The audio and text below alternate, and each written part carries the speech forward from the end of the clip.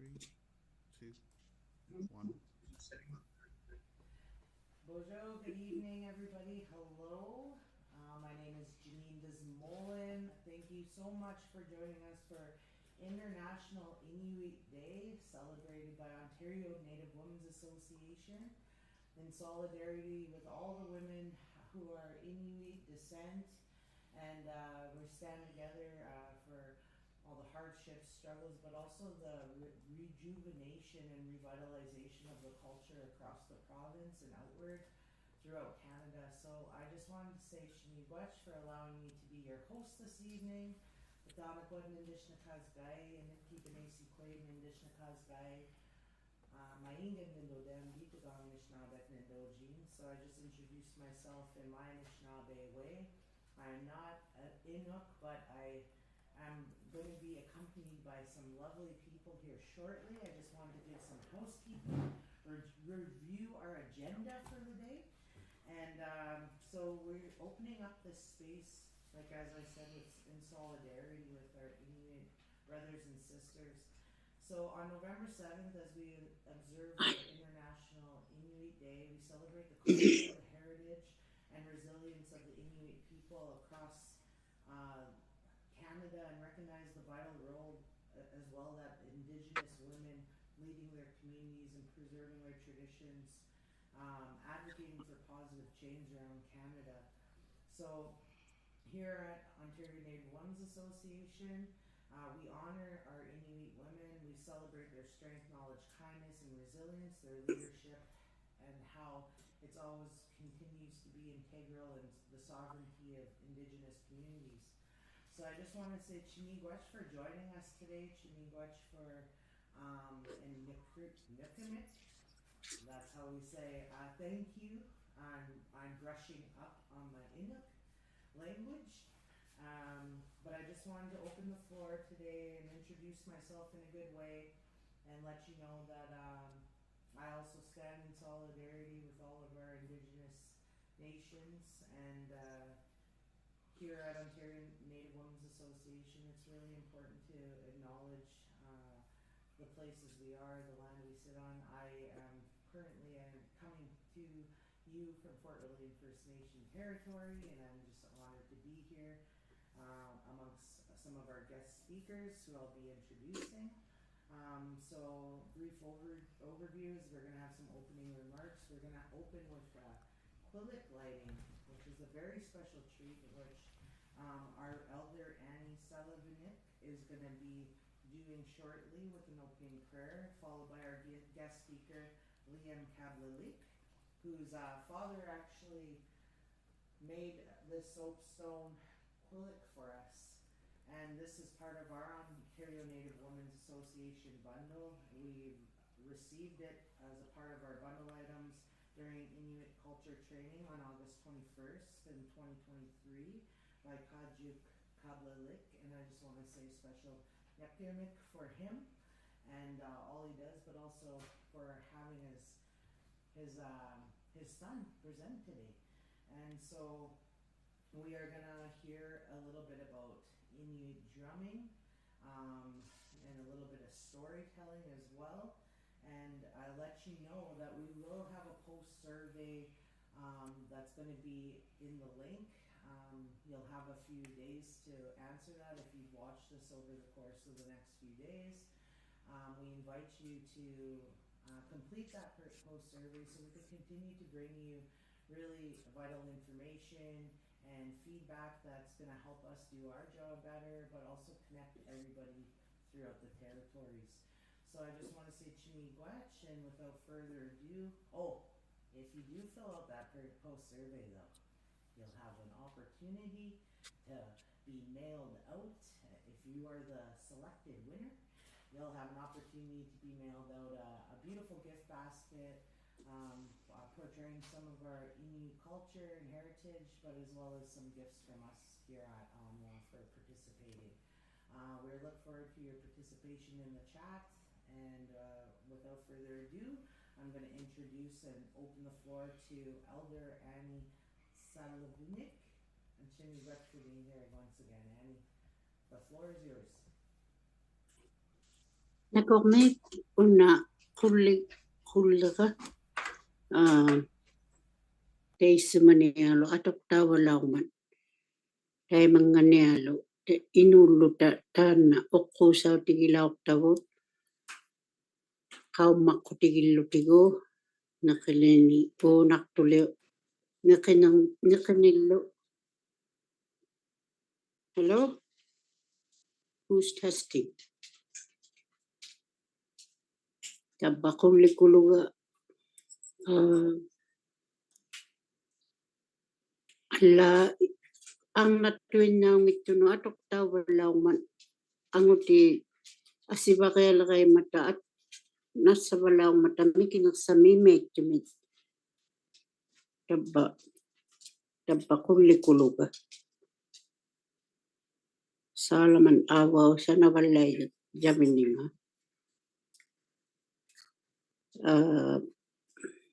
naukun siarualulangaki sianinnas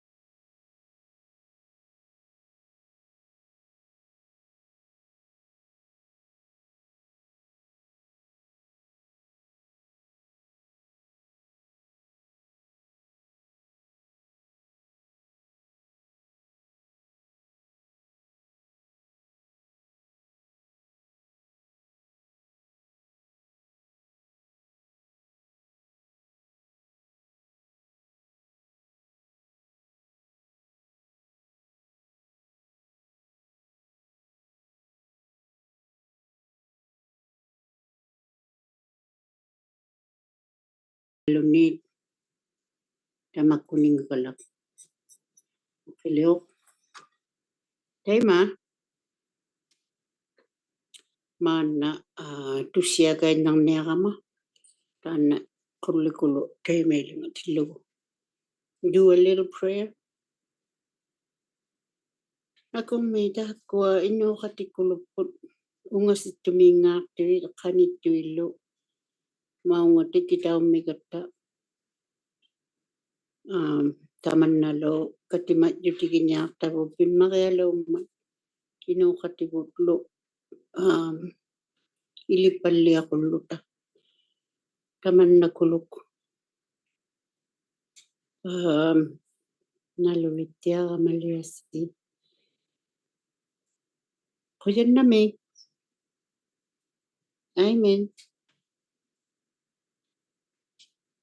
Do I continue, Janine? Hi. Can you hear me? Bonjour, Annie. Hi again. Yes, so we're going to hear from you, and I want to say Chimigwach for that opening prayer and that lighting of the quilik and in your language. I really appreciate that. So I know you were going to speak a little bit more to the pieces of the quilik, and for those who are not familiar with us, with that, joining us this evening. And then also, I know you said you had some things to say about shamanism today. Oh, I do have. I believe my uncle Levi was shamanism. He said he used to see half human, half caribou, and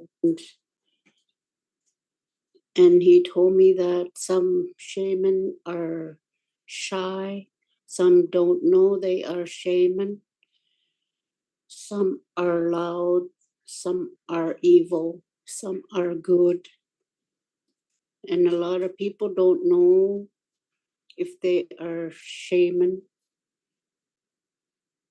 So if you want to use it right, it's better to use it with good power and good, and it was used to give a hunter was lost out hunting, shaman was used, and also for revenge. Or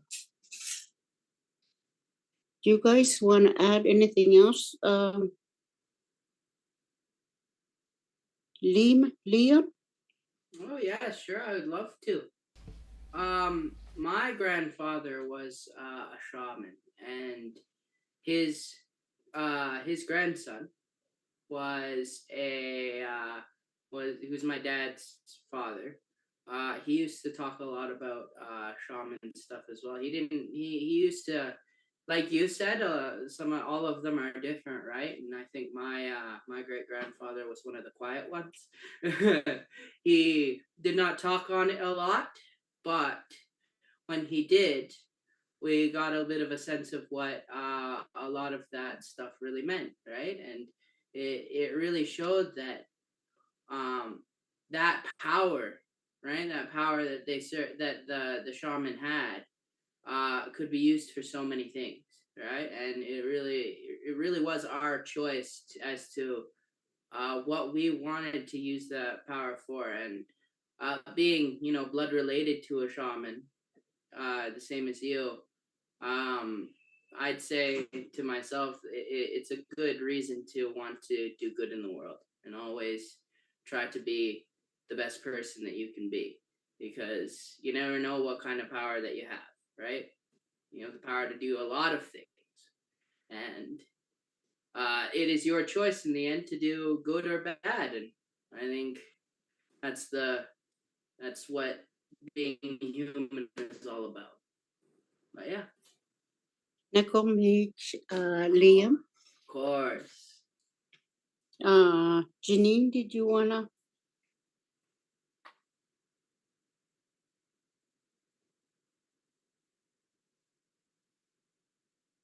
course.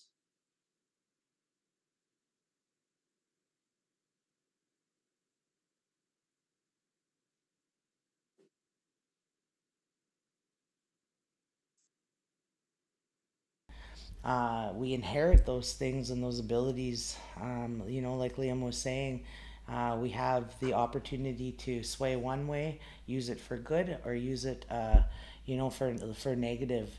And that's really a choice, and that's really a perception of the person who inherits those things. And that's why, when you were lighting the quillet, not a lot of people know about this lantern and how important it is for Inuit people, and how those things are passed down generationally through storytelling and through doing and through being close to your bundle items.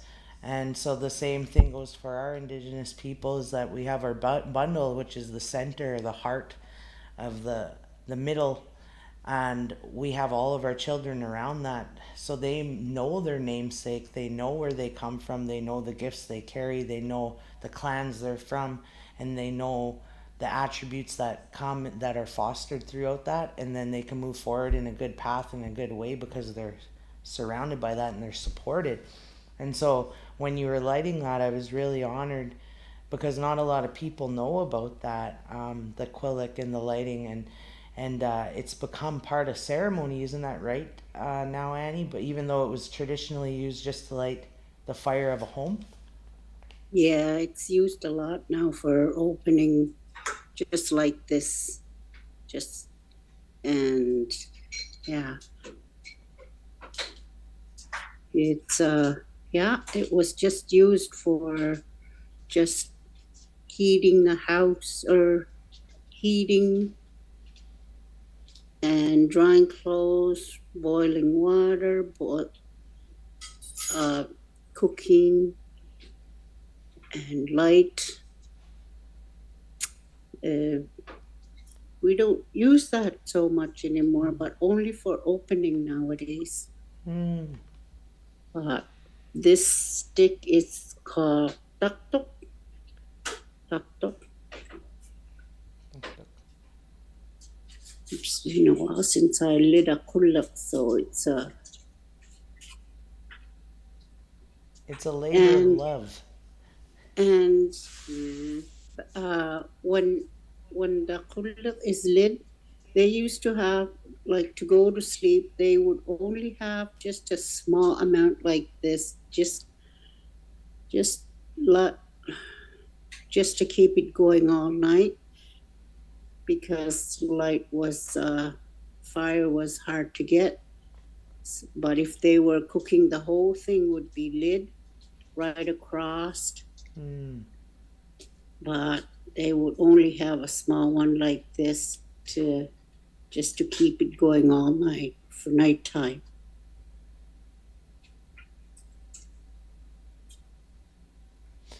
It's so warm, I'm sweating. It's it's got a lot of heat to it. Well, yeah, it's such an ingenious design because, like, it's so little, but it provides so much, right? It provides Yes. heat, it provides food, it provides so many different things. Even like the structure of the igloo is it's benefited from that because it melts the inside of the igloo, and then that freezes, and that sort of just reinforces the igloo's structure. It's really an ingenious design.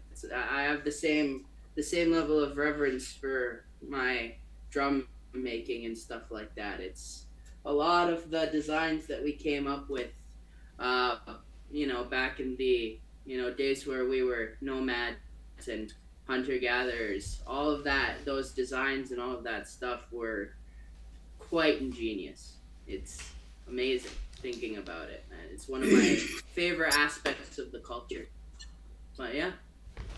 When the hunters took kuluk, because they'd be away hunting for days, so they would have maybe half the size of this kuluk, so it won't be as heavy to carry. And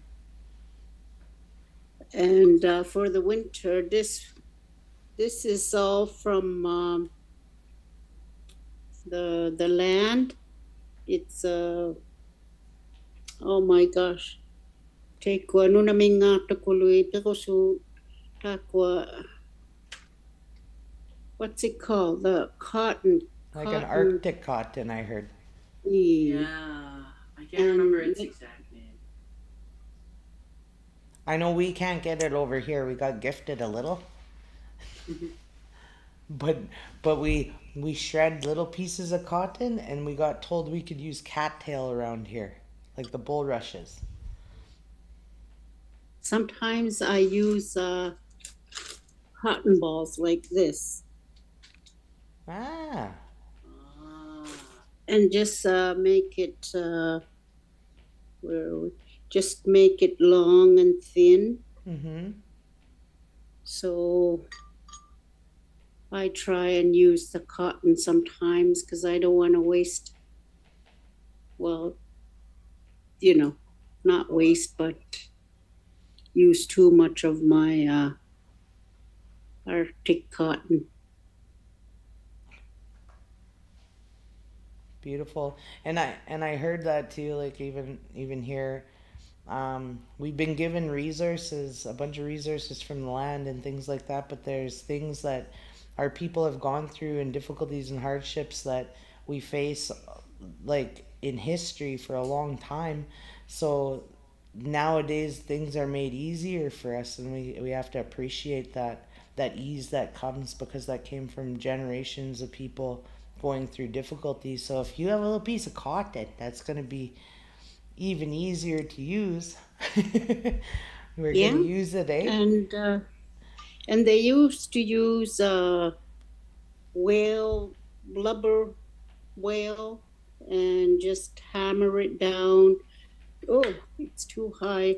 You can't make it too high, otherwise there's going to be smoke coming. So you try and not make it too high, because it's see, it's smoking now.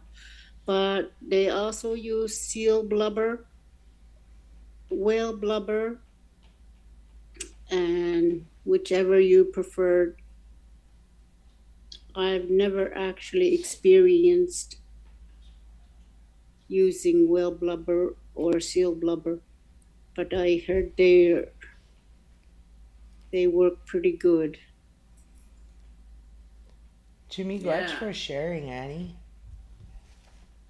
Lale, I'm gonna shut it off if that's okay for during the meeting because it's so hot. It's really heating my dining room. That's amazing. And like Liam was saying, it's so much benefits come from one lantern and one fire. And I know that fire had been in the center of your home. And the thing is that's beautiful is that cross-cultural connection as Indigenous people. You're way over there, we're way up here in the north too.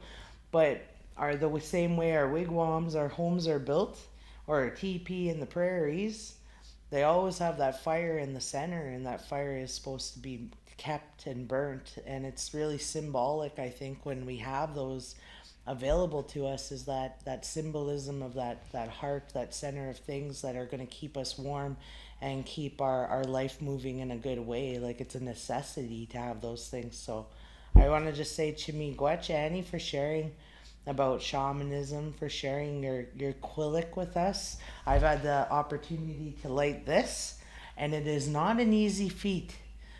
It's a lot of tending to, and patience, and I'm not a patient person. I might seem like it, but I'm not. And this is a beautiful thing. But it's like not sure, you just throw a piece, put a piece of wood in and wish for the best, and then you could go to bed. But these you have to tend to. Mm-hmm. Beautiful.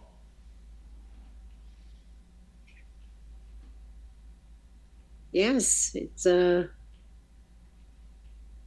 does really draw heat. My goodness. So when your wick is burning, you just put it in the oil and it shuts off. And does anybody have any questions? We're gonna not particularly, but I might have something to add. I really do love the way that our the culture has really evolved. It's one of the things I like to talk about a lot in the things that I do, is the fact that we have come so far from where we were before. We talked about my dad a little bit. My dad is a carver, and that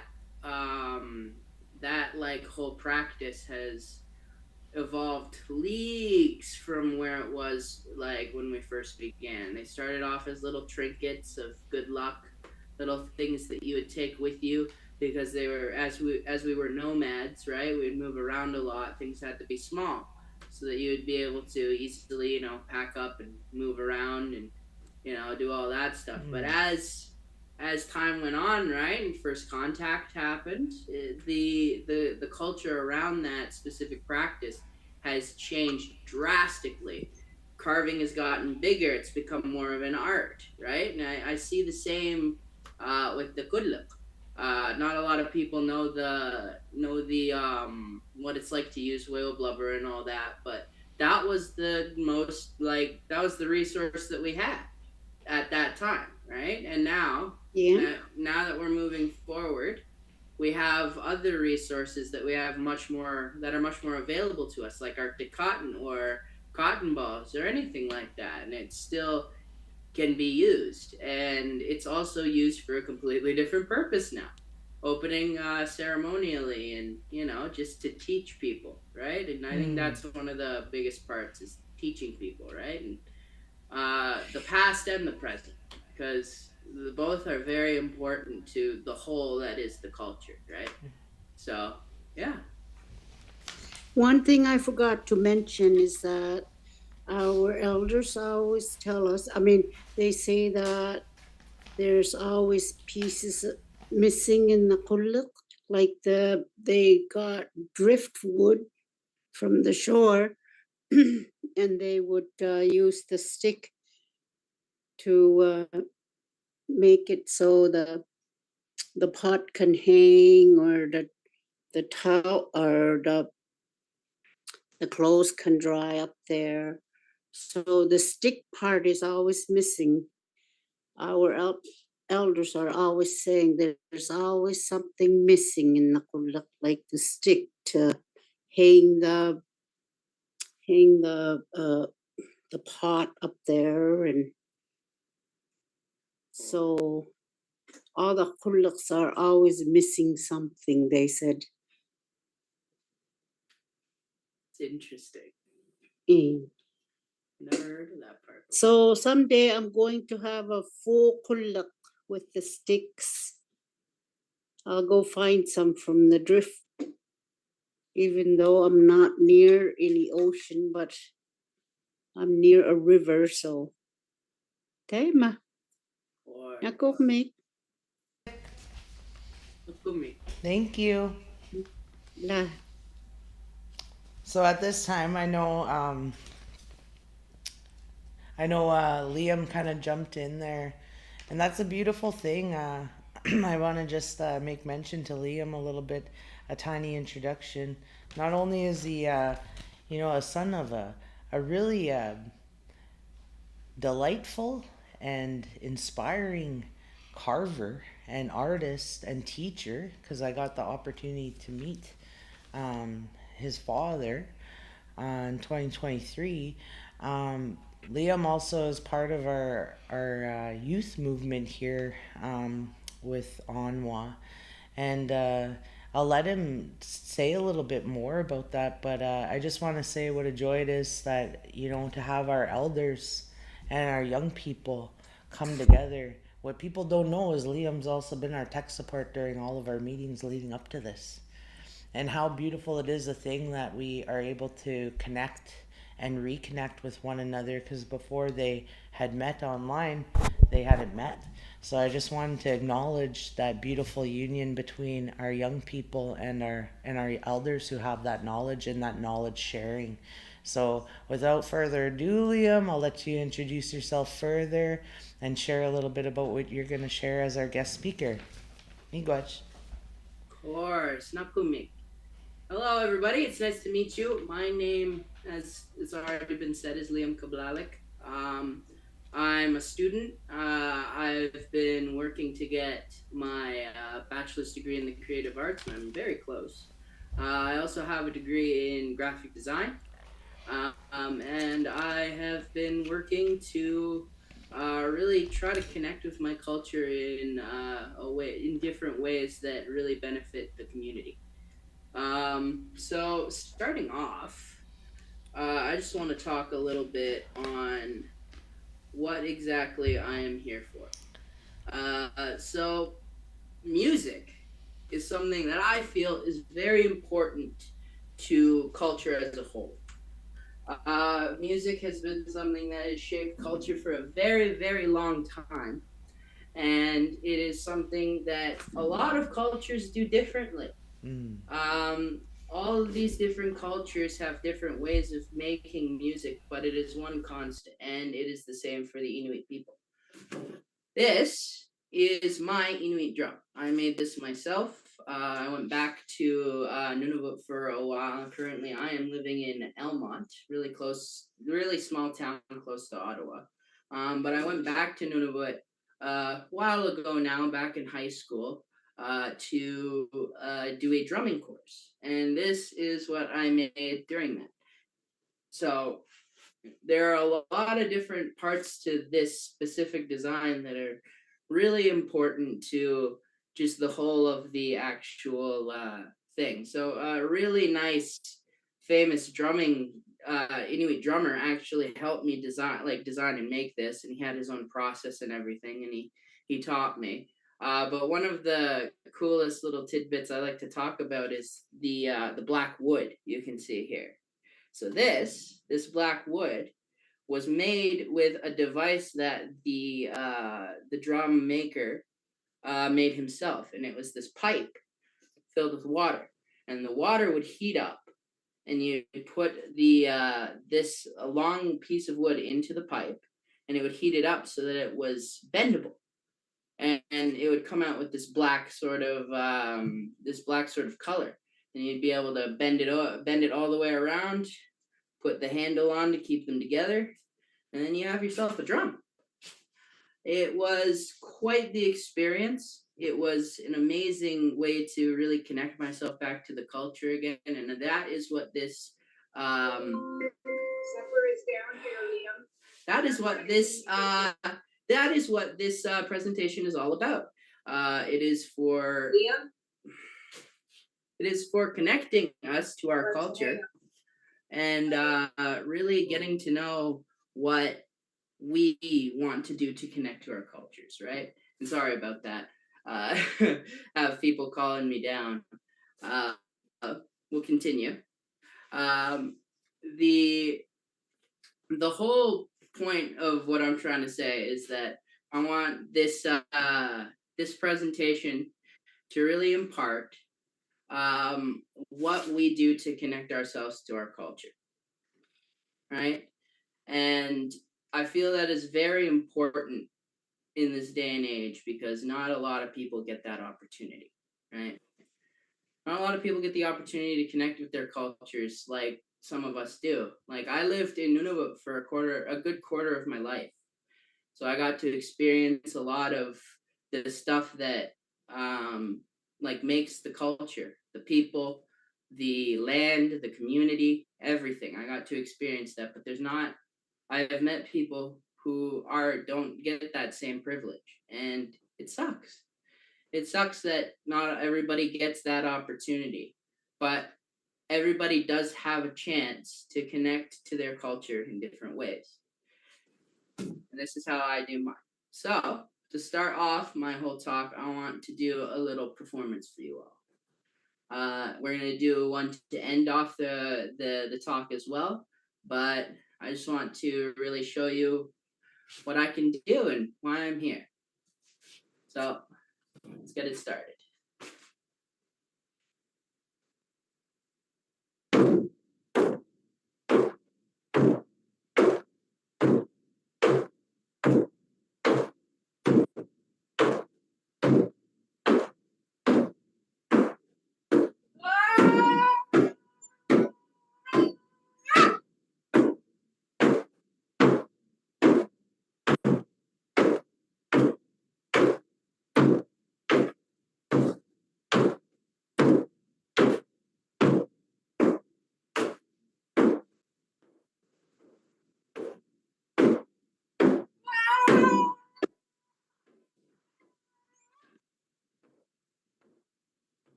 Thank you. Thank you. So that was just a feeling dance. And what that really means is that I'm not doing any particular moves or drumming to a particular song. Really, I'm just drumming the way that I feel is right. And making my voice heard, right? And so a lot of the culture was around doing what you think was following your heart, right? Following your heart and doing what you think is right. And obviously there were songs and there was stuff that were connected to that culture, but this is the way that I do my Inuit drumming. I do it through feeling. Because my grandfather, he was one of the biggest connections I had to my culture. And he, unfortunately, took his own life 5 years ago now. And whenever I drum, he's who I think about. And I think that's one of the most important parts of connecting yourself to your culture, is you really get to show everybody where you come from and what you value, right? And that's important. Being able to experience this type of being home, not something that a lot of people get to experience, and you need to find it, right?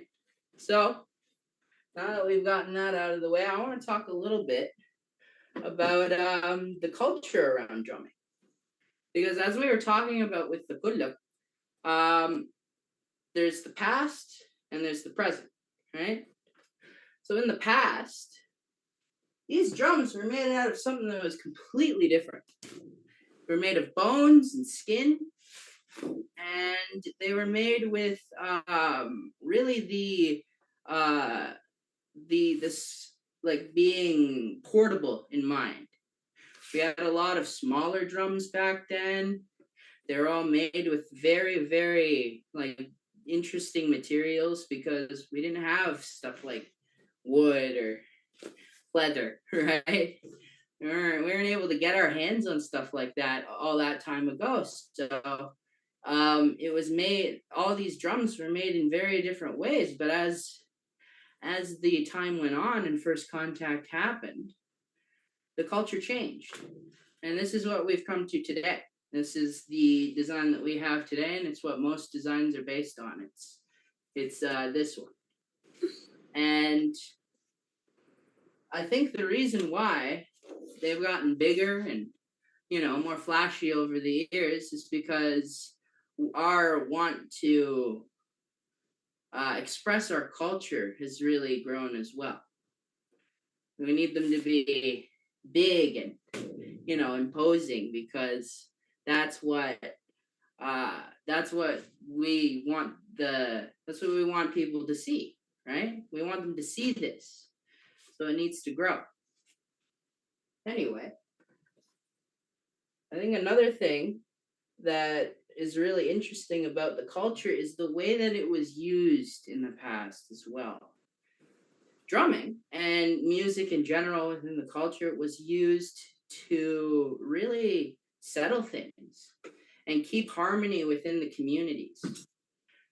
When people had disagreements, they, instead of, you know, fighting and making a big deal of things, they would have parties, and they would drum with each other, and they would make fun of each other, and they would always try to end things off laughing, right?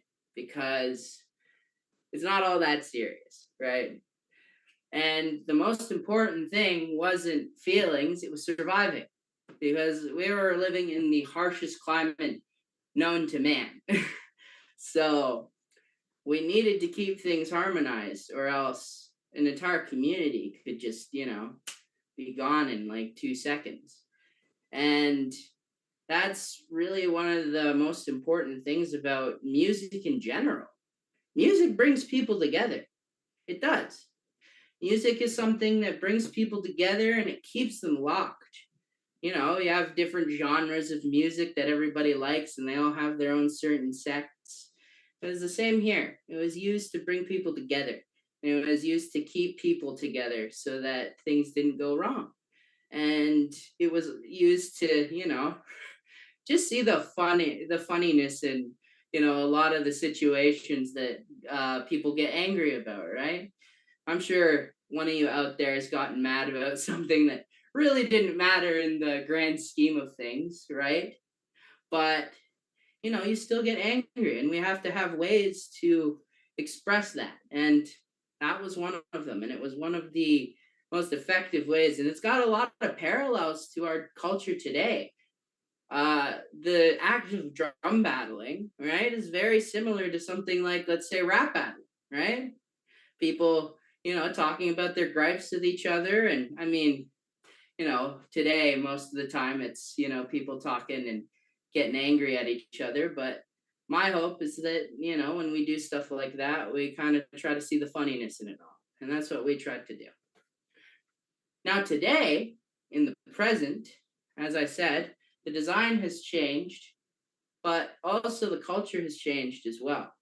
Because a lot of those songs and a lot of those lyrics and a lot of those things that we used to have are being lost. And that is one of the sad parts about this whole thing, is that there are so many songs and music that have really, in this culture, that have really just been lost to time. And it's it's hard to say it, but one of the things that we need to do as, as a culture together is to keep these things alive. And the only way to do that is by keeping things like this alive and making them in different ways and really, evolving the culture. And that's one of my favorite parts about my culture in general is the way that it's evolved and the way that we have endured throughout this whole time. Because that's one of the biggest parts of Inuit culture is enduring, right? We've endured so much. We've been through the harshest climates. We've been through the roughest of times. And in the end, we got the biggest lands claims agreement in the country, right? We have endured so much, and we deserve to have our culture still be kept alive. And that goes for every single culture, not just ours. And that's one of the most important parts of what I'm trying to talk about today is just that importance of keeping your culture alive and staying close to it and doing things that really make you feel close to that part of yourself. Because, again, not a lot of people get to do that. And the worst part of it is that some people just, one of the hardest, like the things about it is that they just don't know how. They don't know where to go. They don't know who to seek. They don't know who to talk to, right? And it sucks having to see that. I see it in my own family. I see it in other families. I see it in other people. They just have no clue how to connect with that part of themselves, and they're out searching for anything to really connect them to that part of themselves. And I think it's just something that we need to think about and really get other people thinking about as well, and show them the ways that we connect to that people who know how to connect to their culture, they need to teach that to our younger generations, right? Like me, and Annie here, she's done a great job of talking about shamanism in the Kudluk. One of the biggest parts of me specifically is that shaman part of me, and that part that I lost when my grandfather left us. So getting to hear that from Annie was just an honor. And being able to get to hear that stuff straight from someone who knows what they're talking about and really gets what is, what's happening. And as she said, as she said to me before, she's on her own journey to reconnecting with her culture as well. And I hope that everybody can try to people who haven't taken those steps can start making those first steps into really connecting with their culture again. So another thing I would like to talk about is drumming to me, and that the culture to in relative to where I am in my life. Like I said earlier in the presentation, my dad is a carver, and he is an artist, and he has worked a lot of his life to continue to keep his culture alive, that specific aspect of it. And it is one of the most inspiring things that I've seen in my family. And I love my dad, and I love the way that he continues to push our culture back into the mainstream. He works as a teacher now, or not a teacher. He is a Indigenous teaching assistant, if I remember correctly. Take it with a grain of salt. But he works in the Indigenous side of our education system, and that is something that I feel is very important. We need to have more people who are willing to go into these spaces and really talk about our culture and really teach, people what it really means. And we need to get it from the source. We can't have just people who, are researching and telling it in a binary way. I like to say, because it's more than that. It's more than just a few. It's more than just a drum design, right? Just like our culture, it's more than just us, surviving in the snow. It was a lot more than that. There are teachings, and there are different things that you take away from that culture that can be incorporated into your life. And I feel that there's a lot more people who need to start incorporating those aspects of their culture, and even people who are outside of the culture, integrating those aspects of that into their lives. Specifically, I'll talk about an example. I've found that within my culture, whenever I think about, my time in Nunavut and all that, it really humbled me. And that's what I've seen a lot in Inuit culture, is this humbleness, this want to keep ourselves grounded, and not get overblown with our egos, right? As I was talking about with the drum and the ways that we would keep things connected, right? Ego is something that breaks people apart. That's something that is a given. But in our culture, specifically the Inuit culture, the most important thing was staying together, and staying as a group, and staying as a community. And I feel like community is something that's been lost a lot these days. The cities, the towns, everything. It feels like nobody knows each other anymore. There's not community. It's everybody living on their own and doing things by themselves. And that was one of the most important things to me when I was growing up, was my community and the people around me, and being loyal to that community. And yeah, like I said, there's things from our culture that other people really need to incorporate into their lives.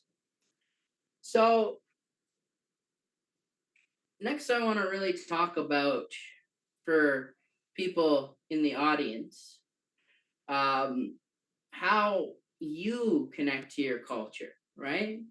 How do you, for people who in our audience who know how to do that, like me, right? Who have gone and done their research and have made their things. I think it's important that we as a people really teach that to our younger generations. Teach them to teach is a good word for it.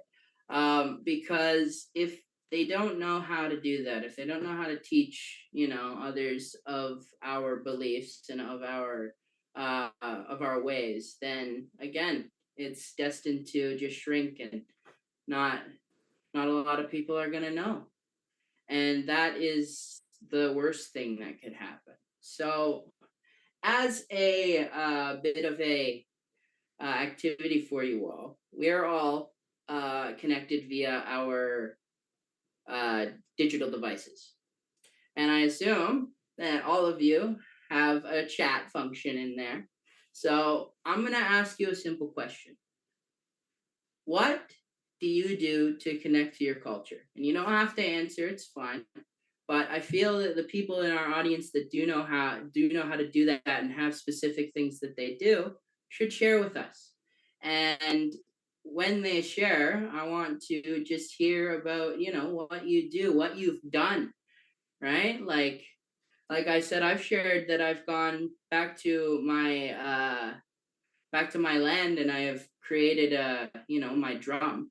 So I want to hear about your guys' stories, and what you do to really connect yourself to the culture, and what you've done to connect yourself to the culture. So yeah, I just want you all to maybe take 10 minutes and send a few messages into the chat, and I will see if we can read them off. And at the end of the presentation, there will be a feedback. There will be a feedback option at the end, where you can also answer that question within the feedback section, and we will get to see those as well. So yeah, just take 10 minutes, I would love to hear about everything that you guys have to say about the culture, about your cultures, and what you do to stay connected. Because again, we need to know how to teach that to other people, and I think the best way to do it is just opening our mouths and saying what we think needs to be said. So yeah, let you take. I'll take 10 minutes to really figure out what you want to say, and then once we start getting some in the chat, we'll read them off, and I can respond, and we'll have a good time. For now, I can sit here and blabber on, but I think what's really important is our way of really recognizing how resilient we've all been. And today, National Inuit Day, is a day to recognize that, and a day to really show everybody why we're still here, and why we've gotten through the way that we have. So yeah, of course. Mick. That's what we- So I was saying too in the chat, I went and got my phone. I didn't know if anyone could see me. I don't know how the tech works here, but but I'm here on this end of things, and I just wanted to share a couple messages in there. We're spinning them. Oh, there we are, coming straight from the kitchen. Bonjour. So I just wanted to say, so we heard from a couple people in the chat. I don't know if I have this option to scroll up. I'm not savvy. I have my support team here. I'm accompanied by, so you'll see me going like this. So there are some people joining us all the way from North Dakota. Michelle LaFontaine, Chimigwech for being with us. And Wendy Twance. Oh, that's my cousin from Bitagong Nishnabik, but she resides in Six Nations. So Michelle had said, I'm glad to be here. A group of ladies on our res started a sing group. We are learning the songs you have on your website. So our Ontario Native Women's Association, for anyone that doesn't know, right on our website we have a online virtual drum book, and we'll share it in the chat for anyone else that wants to sit down as Michelle has with her group of ladies there. She says, it's nice to be live with you. So Miigwech Liam, and Wendy says she goes to ceremony and has joined a ladies drum group as well. And then we also have Waskana coming. And thank you, Miigwech, for sharing, Elder Annie and Liam.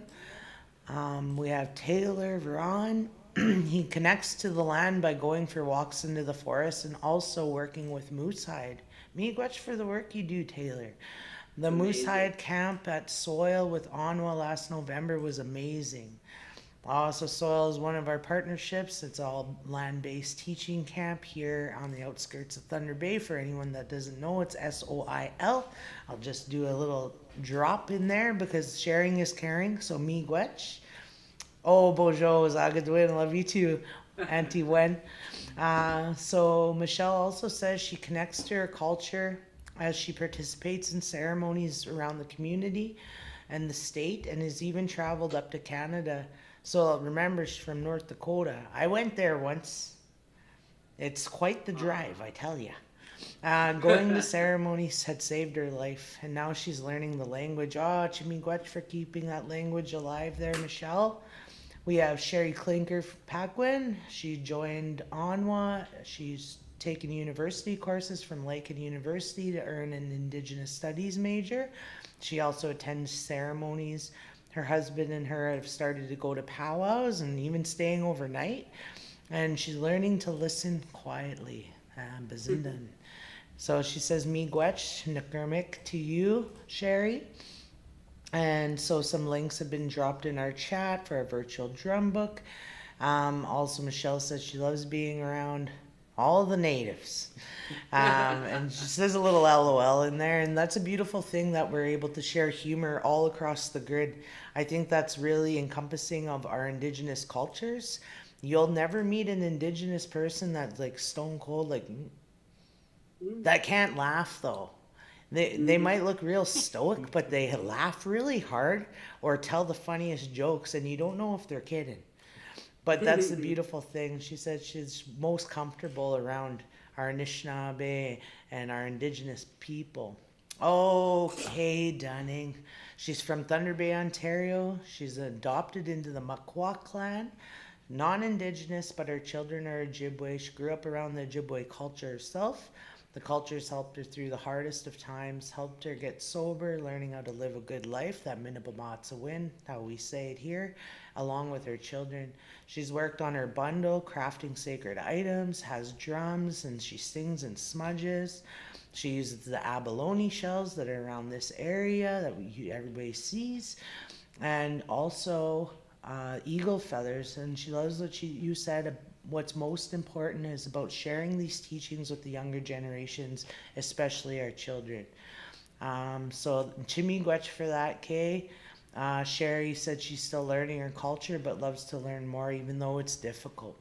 And that's the thing I really understand is that things in life, some things are easy. Those difficult things that we acquire allow us to have more substance and value in the end. The things that are hard are not meant to sway us away from them. We're meant to stand up towards them and continue on. And then try again, Sherry. And so Kajuk. Oh, Bojo again. Hey, Dad. Hey, Dad. That's awesome. So your dad says he continues to advocate and take on any opportunity to teach and learn with those he's connected to. He continues to build those connections, not only with his own group, but with First Nations, Métis, brothers and sisters, also to teach his lovely sons, part of the people. And then Wendy said her drum group also uses the Onwa drumming link. Me Gwetch for that. Shimmy Gwetch. Yeah. That's all so amazing. Oh, man. That's so great. I love hearing about everybody's ways of connecting to their culture. This is going exactly how I wanted it to. It's great. And it's really amazing too that we have all of these resources, right? And I'm hearing a lot about these resources that people use in Anwa. And I know that there's so much more. There's all types of resources that we can go to really help us connect back to our culture. We just need to look for them, and it's through events like these, making those connections and finding people is how we do that, and sticking together, right? No matter what culture you're from, it's all those teachings, they matter, and they all are something that we can really incorporate into our lives. Like somebody talked about smudging. I do that myself. My grandfather actually had a one of those shells that you use for smudging, and we still keep it around in the house. And it's one of our most important family heirlooms. But it just goes to show that different cultures can intermingle, and they have different things from different cultures can mean things to people, right? And it's smudging is something that I hold really close to my heart as well, because I love the smell of sage. I love all of the different things, sweet grass, all of that. It's all so amazing and smells great, and it just makes me feel like I'm home, you know? But yeah, amazing hearing everybody. Of course, yeah, let's keep going.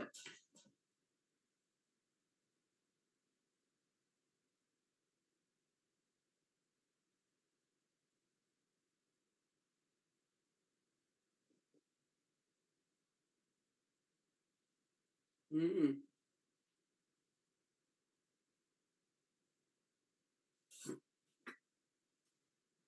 background, but has been with Anwa for a few years and has learned a lot of cultural teachings. Also had made a rattle, and she carries her mother's feather wherever she goes. She loves to share what she learns and is always learning. Miigwech Sharon. We also have Sherry Clark on the comments here. She loves going to powwow. It's her healing. Because she forgot to mention she's Mohawk, but she would love to learn more. And whenever she learns, she teaches her children and grandchildren. And now her 4-year-old grandson wants to learn our culture. Anyway, and so to me, Gwetch for that, Sherry. Thank you so much for sharing. We have Jay Bracco on the line.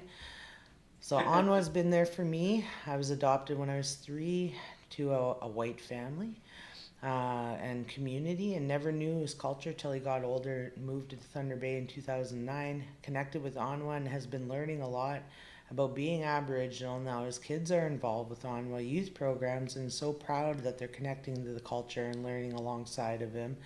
And so thankful for them, and feels connected to Mother Earth and to my surroundings. And he's from the Wolf Clan. Maingandodam, me too. Bojo, that's my relation there.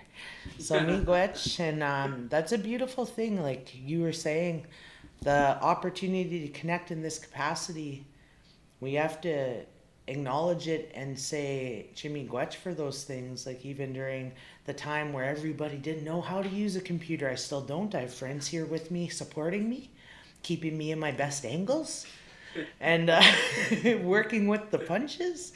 But the thing is, I really think that connection is key in all of these things. And what I was saying earlier, even though we're so far apart, there's so many more similarities than we know, right? There's different things that pull us in, draw us in. Our drum is all throughout every nation. And that's that heartbeat. It keeps us going. It connects us all. Every territory and every nation has a drum. And like, we never had FaceTime or Zoom or Twitch. I never heard of a Twitch until today. We never had these things. But what we did have was spirit and connection to spirit. And even though we're so far apart, we were all connected in some way. That interconnection, that connection Liam talked about, and also Annie, how like it's been passed down. And a lot of our people now have different nationalities, so we all encompass that medicine wheel. Doesn't matter where we come from, and we have to acknowledge those things and come together as a people, all people, to learn more about each other, learn more about the Inuit culture, not only on International Inuit Day, but all throughout, our seasons. So Miigwech, Kajuk said he's continuing to build and streamline our networking with each other, and it's an effective way to stay engaged and focus on what's most important. And to all the beautiful Indigenous peoples that all share this land. Yes, exactly, Miigwech. Hey, like this, yes. Yeah. And then Candy Elliott came in, and she said she's still learning her culture as well. But do know there's so much to learn and love everything in it. She's so grateful to have been in contact with Anwa and looking forward to learning much more. Miigwech, Candy, for tuning in. Thank you so much. Thank you all. Yes, thank you all so much for sharing. I know I know it can sometimes be hard to, share.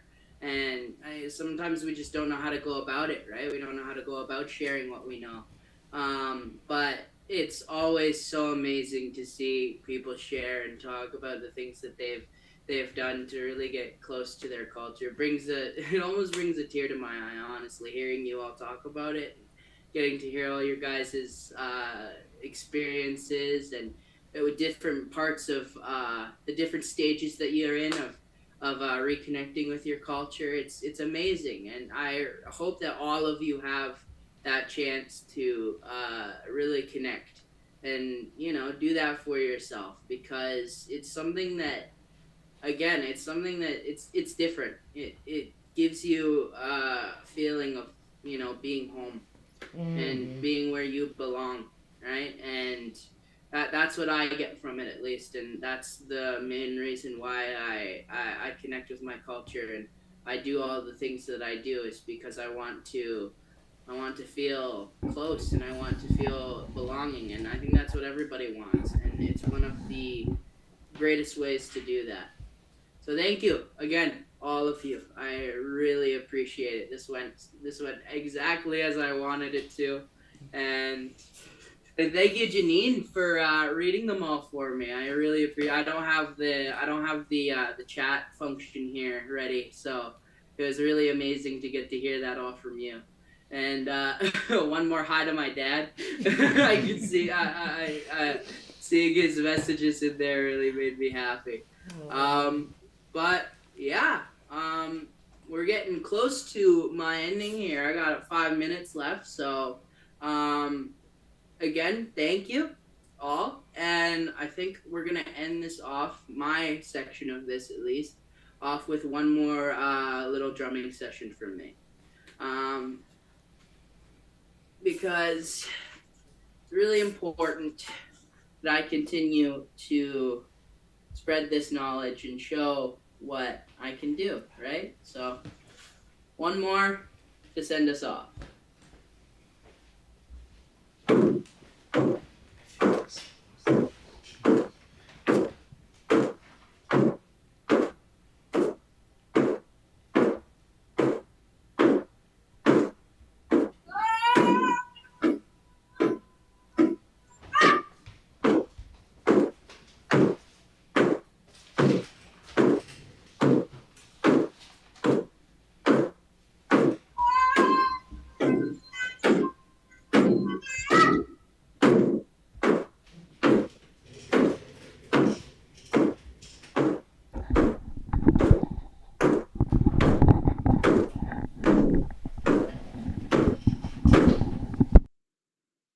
Thank you all so much. You all have been amazing. Nakumik. Nakumik. Miigwech, Liam, thank you so much. I don't know if I'm live. I just had to say, Chimigwech for that. Chimigwech for sharing your Ode. That's what our territory calls your heart, your spirit, your essence, all the things that make you you. Liam and Annie, thank you so much once again. Miigwech and Nakumik. So with that being said, we're going to drop another link for the post survey. Like I said, we have a beautiful gift to one lucky winner of that. We're going to be drawing next week for it, so you have a little bit of time. And for anyone that's joined you, let them have their own separate link as well to give an opportunity to them to a chance to be a part of. Give us the feedback we need to continue to bring you good programming, bring you good opportunities to learn. I really appreciate from the bottom of my heart each and every person that took a role in making this International Inuit Day, our virtual event, a beautiful thing. A beautiful thing to share, like our Zagadwin, our love with one another. I want to say a special thanks to our Marcom team. Little does CJ know here at Marcom that he actually made it on camera. I seen a little exposed nose, and I felt a little exposed myself when I had to change directions to go read. Because I was like, oh my goodness, they see all the stuff on the top of my fridge. Yes, I live in the kitchen. But anyway, I'm really grateful. I'm really honored to have been your host this evening for International Inuit Day. Not being Inuk myself, I'm really honored that I have so many opportunities to meet people across the province. I didn't share that I'm a cultural coordinator here, and the way I connect with culture is just through the land, through spirit, through each other, because I always have an opportunity to like hug and bring love in, and I think that's just part of my essence and part of my spirit and nature. And I would really encourage everybody, as Liam and Annie shared, to share your gifts with others. Share your heart, and the experiences you have with others are valuable. We didn't have this journey for no reason. We didn't have these connections for no reason. So continue to share what you know, because it's such a beautiful gift to share and learn amongst each other. I wouldn't be anywhere without beautiful women and men in my life who said I could do something, said I was able to share, said I was able to pick up those medicines because I was sick at the time. Pick up the things that help feed your spirit And that's what you did tonight for me, Liam. So I want to say to Nukurmik, Miigwech again. And to Annie, I'm just going to invite her for a closing prayer. Let you know that those surveys have been dropped in the link, as well as our drum book, virtual drum book. And look forward to some of our upcoming programming here on our virtual platforms. It is Diabetes Awareness Month. And you know what? I just wanted to acknowledge all the people across the territories who are inflicted with diabetes. I joke around like if I eat a donut, I'll have a little nap. But that's something that's really a big part of our heritage now, is that a lot of people are afflicted with diabetes. A lot of people are afflicted with health concerns like that, and we have to look out for each other. So this is another opportunity to gain awareness, also gain teachings, and also be accompanied by some great knowledge keepers as well coming up. So without further ado, I just want to invite Annie again.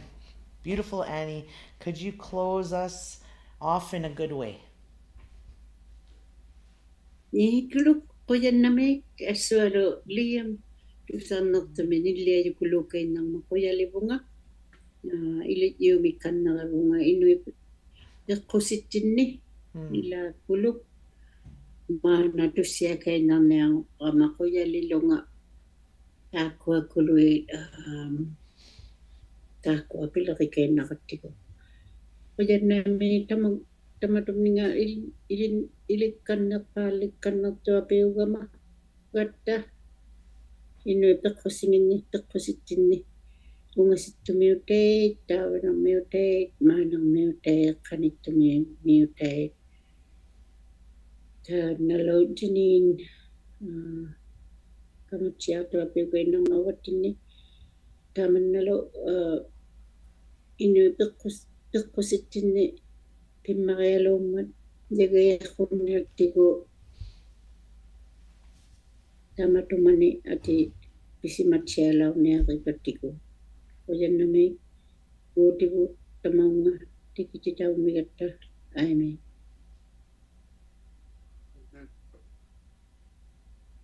Amen. Lemulwakunga. I just wanted to add a little bit, if I may. Of course. I love sewing. This is part of the Kuluk wick is in there. So this part is the top part. So I really enjoy sewing things like this. Liam Nakomek. Ila kuluk, that my culture part. I love sewing with seal skin and ila kuluna kumi. Of course, thank you so much. Thank you for sharing. It's amazing getting to meet you, and I'm so glad I got to make this connection. It was amazing. Kuluk.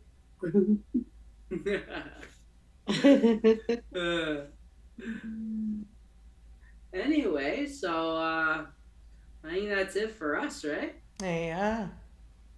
Chimigwech Nukurmik once again. On behalf of Ontario Native Women's Association, I want to say a big Chimigwech Nukurmik thank you to each and every one of our participants online, each and every person who's going to have an opportunity to share in our International Inuit Day and gain more awareness and gain more knowledge and teaching surrounding this and reconnecting to the culture, because this is going to be online for a little while. I just want to say a special thank you to Annie, though, because she's getting over a little bit of a flu bug and she still came online.